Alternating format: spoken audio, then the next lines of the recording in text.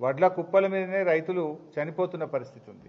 రాష్ట్ర వ్యాప్తంగా ఇప్పటికీ 5 రైతులు మార్కెట్ యార్డ్లో పడిగాపులు కాస్తూ దీనంగా ఎదురు చూస్తూ హార్ట్అటాక్తో గాని వివిధ కారణాల వల్ల ధాన్యపు కుప్పల మీదనే రైతులు చనిపోయిన పరిస్థితి. ఏప్రిల్ 15 జగిత్యాల జిల్లా కతలాపూర్ గ్రామంలో జలపతి రెడ్డి అనే రైతు మార్కెట్ యార్డ్లోనే చనిపోవడం జరిగింది. ఏప్రిల్ 21 మహబూబాబాద్ జిల్లా తొర్రూరు మండలంలో చీర్లపాలెం అనే గ్రామంలో మహిళా రైతు ప్రేమలత మార్కెట్ యార్డ్లో ధాన్యాన్ని తెచ్చి అక్కడే 2-3 రోజులు పడిగాపులు చేస్తూ చనిపోవడం జరిగింది.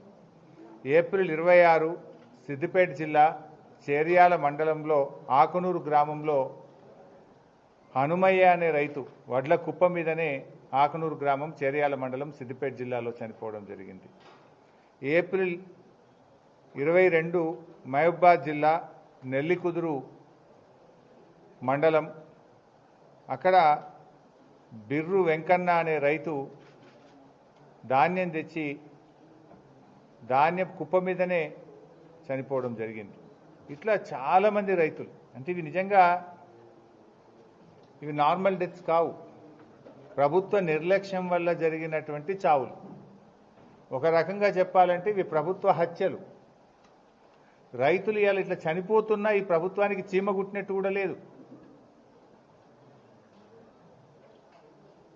అందాల పోటీల మీద ఉన్న శ్రద్ధ రైతుల మీద లేకపోవడం సిగ్గుచేటు.